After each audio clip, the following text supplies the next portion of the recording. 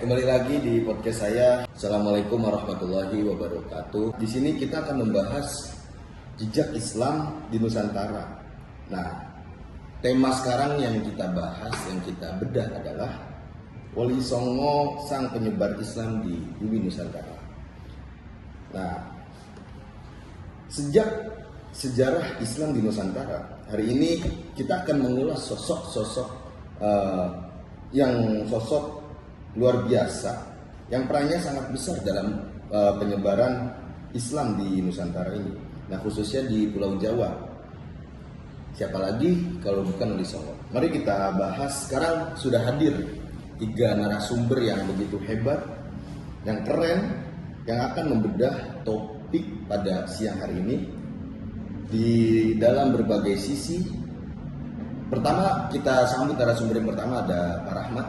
Ya, senang sekali dan terima kasih untuk host saya yang telah mengundang saya di podcast kali ini untuk membedah sejarah-sejarah Islam Nusantara, lebih khususnya di Tanah Jawa, yaitu Wali Songo. Saya turut senang dan bahagia sekali saya diundang di podcast kali ini.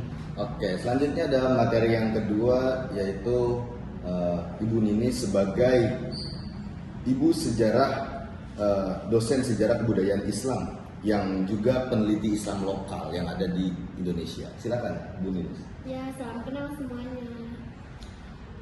Ada narasumber yang ketiga, yaitu Ibu Dea. Ini narasumber ini itu berasal dari mahasiswa Universitas Nahdlatul Ulama Indonesia. Beliau ini adalah ahli mahasiswa sejarah dan juga aktif di komunitas budaya Islam Nusantara. Silakan. Ya, baik. Assalamualaikum warahmatullahi wabarakatuh. Terima kasih atas undangannya. Saya sangat bahagia bisa diundang di podcast kali ini.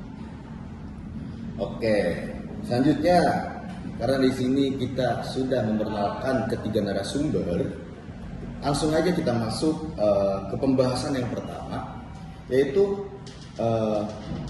mungkin kita ke narasumber pertama terlebih dahulu ya teman-teman. Nah, menurut narasumber pertama ini, Pak Ramadan, bagaimana tanggapan Pak Ramadan tentang apa sih sebenarnya Wali Songo itu? Wali Songo sebenarnya ya, siapa itu Wali Songo? Iya, betul. Wali Songo itu adalah 9 wali atau ulama besar yang hidup sekitar abad 15 hingga 16 Masehi. Mereka dikenal sebagai penyebar agama Islam di wilayah Jawa. Tapi peran mereka tidak hanya terbatas pada dakwah keagamaan saja. Mereka juga membawa perubahan sosial, budaya, dan pendidikan yang sangat besar. Jadi seperti itu kira-kira kalau kita tanya apa itu Wali Songo. Menurut narasumber yang kedua, bagaimana kira-kira pendapat tentang Wali Songo? Ya, betul sekali yang dikatakan oleh Mas Ramadan, benar kayak gitu. Bahkan Wali Songo itu bukan hanya tokoh agama, tetapi juga reformis sosial. Mereka memahami karakter masyarakat Jawa dan menggunakan pendekatan budaya untuk berdakwah. Ini yang membuat Islam bisa diterima dengan sangat baik di Nusantara. Oke, bagus sekali jawabannya ya. Selanjutnya kamu nih, Ibu Ninis nih. Ibu Ninis, menurut Bu Ninis itu yang aktif nih di komunitas budaya Islam ya Nusantara. Menurut Ibu, apa yang menarik dari metode dakwah Wali Songo? Ya, menurut saya itu yang paling menarik menurut saya adalah cara beliau berdakwah sangat damai dan akomodatif terhadap budaya lokal. Misalnya seperti Sunan Kalijaga menggunakan wayang sebagai media dakwah. Terus Sunan Bonang pakai musik gamelan, Sunan Giri membentuk Islam pendidikan pesantren. Nah, beliau ini luar biasa kreatif dan strategis. Baik, saya tambahkan sedikit ya, Bu Ninis. Mereka itu juga mengubah tradisi-tradisi Hindu Buddha yang lama menjadi lebih Islami tanpa menghilangkan identitas lokal. Contohnya, upacara selamatan atau grebek itu awalnya bukan tradisi Islam, tetapi mereka Islamisasi secara perlahan. Iya, lebih senang saya ketika Wali Songo ini dalam mengajarkan agama Islam atau berdakwah dengan metodenya tersebut secara diam-diam, secara terang-terangan, secara mengajak, tidak sama sekali adanya kekerasan dalam metode penyebaran agama Islam ini. Terutama yang tadi sudah disebutkan, yakni adalah metode dengan menggunakan wayang, gamelan, mengajak mereka untuk ikut serta dalam tradisinya mereka tersebut dengan semata-mata mereka masuk Islam. Tetapi penting dicatat, mereka tetap menjaga ajaran tauhid murni, tetap menjaga ajaran tauhid murni. Jadi bukan mencampur adukan dengan adat, dengan agama, itu bukan, tetapi mendekati masyarakat dengan cara yang halus dan berakar dengan kearifan lokal. Jadi seperti itu kira-kira. Oke, ini menarik sekali nih yang kita bahas ya teman-teman.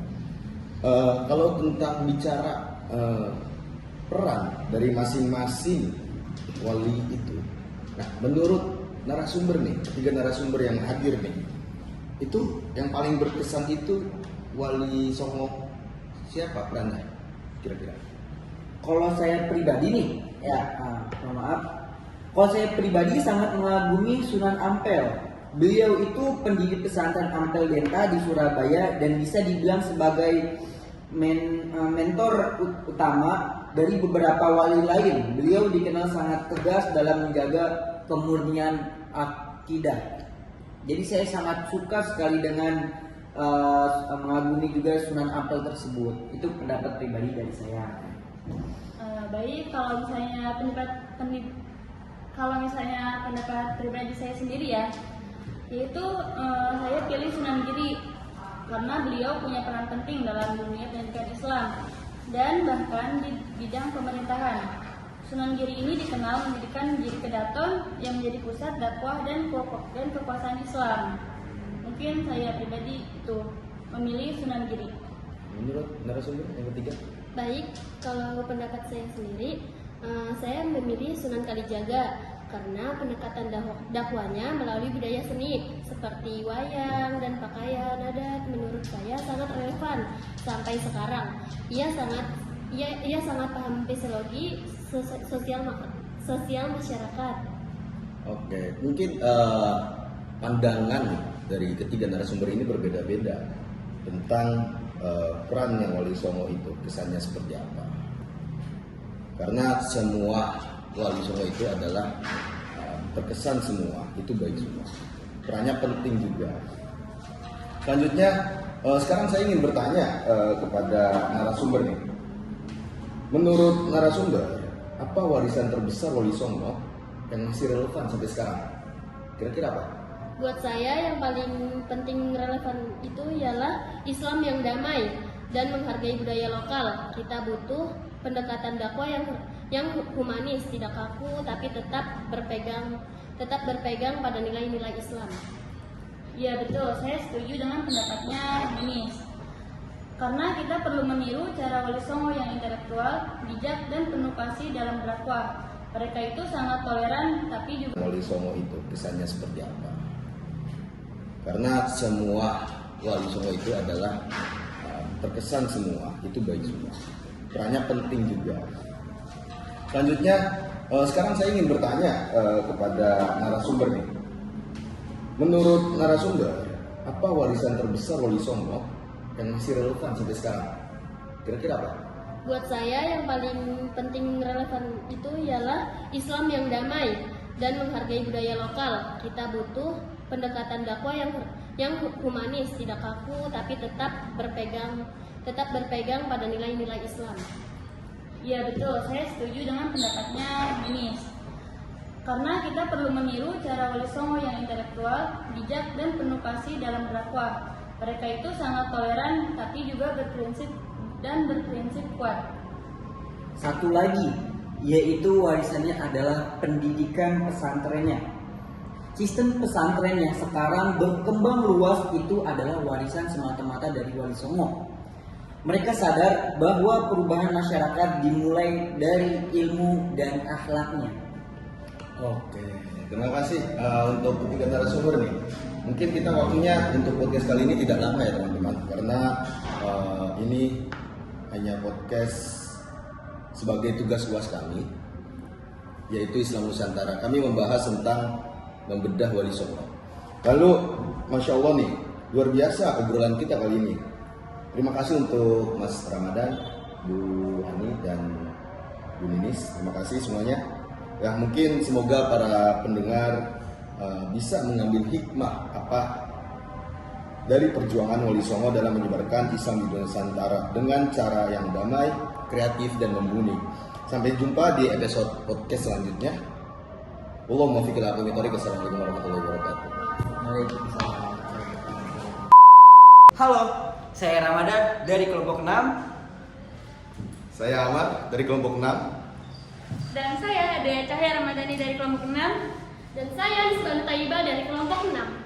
Terima kasih sudah menonton.